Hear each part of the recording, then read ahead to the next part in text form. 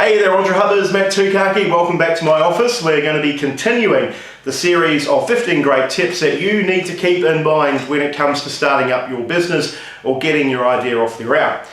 So earlier we've covered things like the business plan and why it's so important, understanding the market, and also doing a retrospective on whether or not your idea actually has legs. Today I want to cover something that's equally as important as all of those things, and it's something that a lot of us forget about before it's too late, or rather until it's too late, and that is the USP, your unique sales proposition. Now, whatever it is in the world that you're selling or pitching, even in the not-for-profit world, people have to understand what the actual unique proposition is in them saying, yes, I'm going to buy from you, or I'm going to buy your product or your idea or your concept or what have you. And understanding the USP is really important, because whether you're pitching for venture capital at the very beginning or if you're trying to secure that first client, your USP has to be distinctly strategic and aligned with what it is you put into that business plan. So, a couple of things you need to keep in mind about your USP. There are, in fact, 2 USPs. Yeah, I bet you didn't know that. No, the first USP is what we all know. It's about the uniqueness of your product or service proposition itself. So for example, let's use the example of hot sauce. You know, why is it that your hot sauce is better than somebody else's hot sauce? Or why is it that your app for your phone is better than somebody else's app that probably does something quite similar or the same? Is it unique because of price? Is it unique because of availability? Is it unique because of whatever the reason is?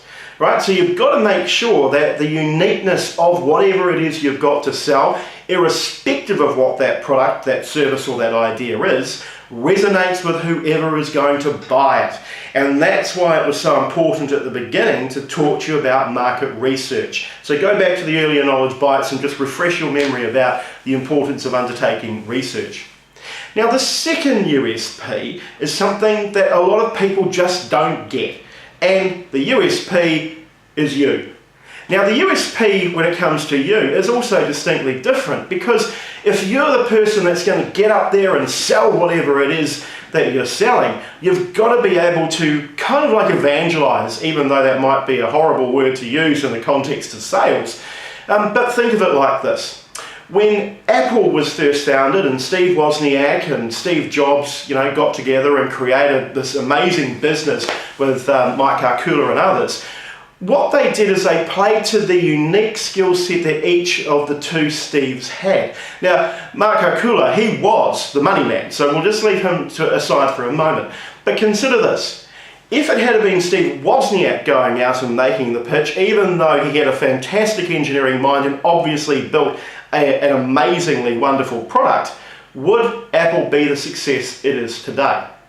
Now, had Steve Jobs gone and made the pitch, and he certainly did, then what we have is what we have today. An Apple with vision, an organization that was a leader, a market disruptor, and all of these different things. So Steve had a range of different skills. He was able to make the pitch and do the sell. He was able to stand up in front of an audience and say to them, wow, follow me everybody, I think this is a wonderful product, it's going to really change the way we live, work and play.